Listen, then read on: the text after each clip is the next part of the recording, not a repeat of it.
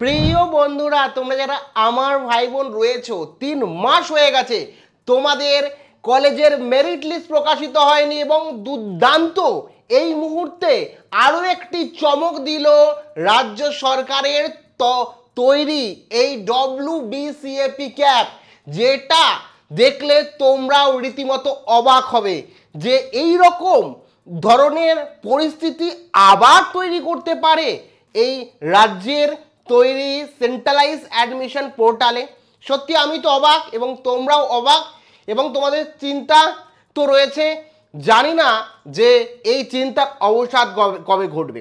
তো যাই হোক না কেন, আগে অফিসিয়াল ওয়েবসাইট আমি হাতে কলমে দেখাবো অ্যাকচুয়ালি কি অফিসিয়ালভাবে জানিয়েছে, তারপরে কিছু বিষয় উল্লেখযোগ্য বা গুরুত্বপূর্ণ বিষয় আলোচনা করব। কাজেই ভিডিওটা অতি অবশ্যই ওই প্রথম থেকে শুরু করে শেষ পর্যন্ত ওয়াচ করো। তোমরা যারা আমার ভাই বোন রয়েছো, কলেজে ভর্তি হতে চাইছো সেন্ট্রালাইজ অ্যাডমিশন পোর্টালের দ্বারা, ভিডিওটি ভালো লাগলে অতি অবশ্যই একটি লাইক প্রদান করো। আমাদের পরিবারের সদস্য না হয়ে থাকলে সাবস্ক্রাইব বাটনে ক্লিক করে বেল আইকনে ক্লিক করে অল নোটিফিকেশনে ক্লিক করে আমাদের পরিবারের সদস্য হয়ে ওঠো। দেখো এখানে এই যে সেন্ট্রালাইজ পোর্টাল পরিষ্কারভাবে দেখতে পাচ্ছ, এই যে তোমাদের সেন্ট্রালাইজ পোর্টাল, যে পোর্টালের কাজ সেই পোর্টাল রীতিমতো করছে না। কারণ তাদের কাজ প্রথমত যে আমরা ফর্ম ফিল আপ করবো, ঠিক আছে, ফর্ম ফিল করবো, ফর্ম ফিল আপের পরে আমাদের এর কি হচ্ছে মেরিট লিস্ট বেরোবে। সেই মেরিট লিস্ট এর জন্য তোমরা আশা প্রত্যাশায় বসে রয়েছো চাতক পাখির মতো, কিন্তু এখনো পর্যন্ত সেটা বেরোয়নি।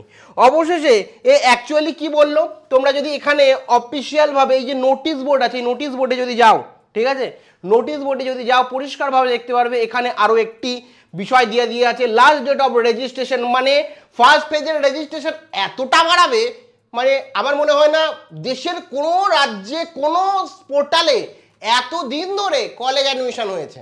দেখো কলেজ অ্যাডমিশনের ফর্ম ফিল আপের ডেট কি বলে দিয়ে আছে, এখানে পরিষ্কারভাবে দেওয়া আছে last date of registration and application for the first phase admission is extended till 30/7/2025 until the future order। মানে বুঝতেই পারছো আবার তোমাদের কিন্তু কলেজের অ্যাডমিশন বা ফর্ম ফিল আপের প্রক্রিয়াকে এক্সটেন্ড করা হলো ও এ মাসের 30 তারিখ পর্যন্ত। মানে বুঝতেই পারছো আবার 30 তারিখ আসবে, আবার বলবে 30 তারিখে ফর্ম ফিল আপ বন্ধ হচ্ছে না, আবার 5 তারিখ, আবার 5 দিন বাড়াবে, তারপর আবার 5 দিন বাড়াবে। এই করতে করতে 3 মাসের খেলা চলছে। তোমরা মনে মনে ভাবছো কি কুখ্যাতে কি দুঃখে যে এবার এই বছর আমরা কলেজে অ্যাডমিশনের জন্য আবেদন করেছি, এবছর আমরা উচ্চ মাধ্যমিক পাস করেছি, এবছর আমরা রীতিমতো কলেজে ভর্তির জন্য ফর্ম ফিল আপ করেছি।